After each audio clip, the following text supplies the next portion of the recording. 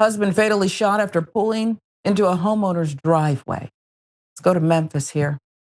Sheila Booker, she's on the left there, says homeowner Tommy Applewhite fatally shot her husband moments after the couple pulled into a stranger's driveway in an attempt to evade a traffic ticket. Booker recalled the tragic moments when her husband, Rodriguez Poplar, was shot right in front of her. She said she and Poplar were driving through a residential neighborhood. That was January 9. Poplar spotted some blue police headlights ahead of them. Booker said her husband told her to pull into a driveway and wait because their car had expired tags and a broken headlight.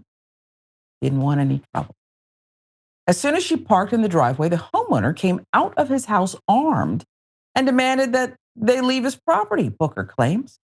So he pulled the gun in my face, and that's when my husband got out, trying to protect me.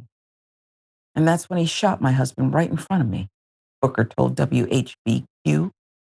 Because the police were nearby, they arrived at the scene in less than a minute. The police came so fast, Booker said. If it weren't for them, I think I'd be dead. They saved my life. That homeowner, Tommy Applewhite, was taken into custody and faces several charges, including second-degree murder. He reportedly told investigators he opened fire because he thought Poplar was bullying him. Applewhite has a criminal history dating back to 2001. It includes numerous gun and drug charges. He faced attempted murder charges in 2007 after he shot a man twice in the face at an apartment complex. The victim told police the shooting happened a week after he and Applewhite argued. Applewhite pleaded guilty to the charges. He was sentenced to serve 3 years in prison. That's it. At the time of Poplar's shooting death, Applewhite was on active probation after pleading guilty to a gun charge in 2022. Banning death. Violence.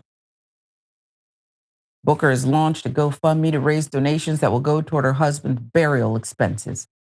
Poplar's death has left Booker to raise 5 kids alone, all between the ages of 3 and 10.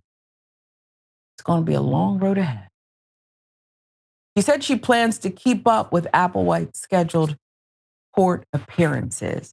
What a failure.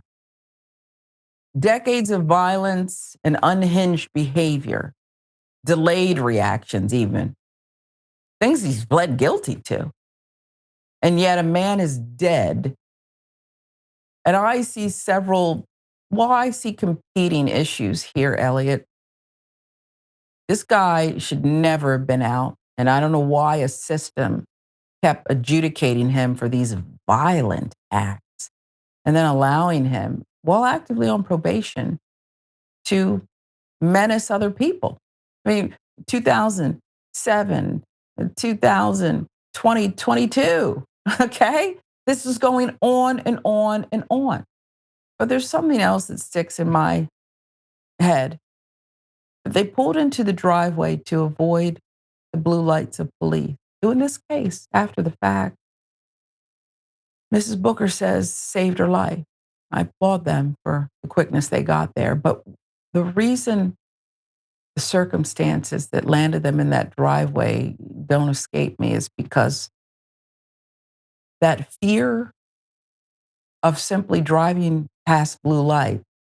You might could say, well, a lot of people would feel that way. You have expired tags, your headlight's broken, so you're going to make yourself a target. But as a Black person, what I can tell you driving is, when there's blue lights ahead, you better be perfect.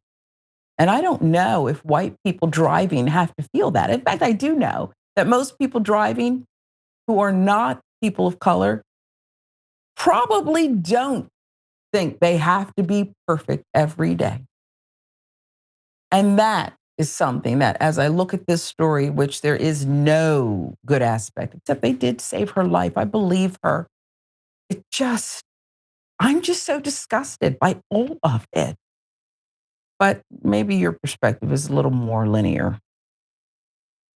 No, I would say, I mean, I'm definitely about as white as they get, and I don't have to drive around with that level of fear, especially or even if I see blue lights in any capacity. It's a different type of experience, and I think your conjecture is probably right. Also, props where props are due. The police helped this woman. I also think what really helped her was the proximity that the police were Mhm. from that location. I have my doubts as to whether or not, had that not been the case, that this situation would have turned out the same. But yeah, I mean, it's absolutely a horrible situation. I don't know why this guy, what got into this guy's head to do this. I think that right now we're in a state where collectively we're very much paranoid about our neighbors and we're very much Yeah. paranoid about the people around us. This is an extreme example with obviously mitigating factors, but there's still something about it where it's like the fabric of this nation, I think, is a little frayed right now. When you hear stories like this, it's, I don't know what other reaction you can have besides just incredible sadness. Yeah.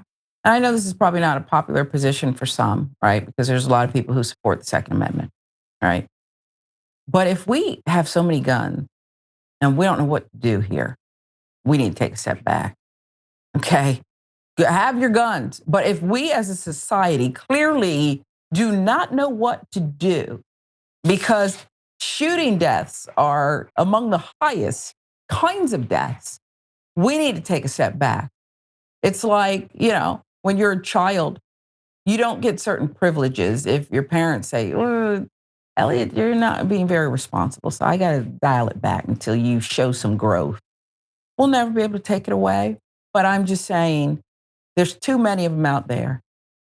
This man, Mr. Poplar, should be alive. He should be alive with his wife, contemplating when they're going to fix the headlight and get the tags that are expired rectified. No big deal, right? Except now, 5 kids are without their father. She's a widow, and they're planning his burial with a GoFundMe. It just sucks, Elliot. And I don't know what got into him either, but I just always look for a way that this didn't have to happen. Absolutely. Yeah. I mean, I'm a supporter of the Second Amendment, but I also live in California where there's a lot of regulations. And I Right. personally don't have a problem with those regulations. And I think that the more we can track where these guns are actually located, the better. Just want to track them. Have your guns.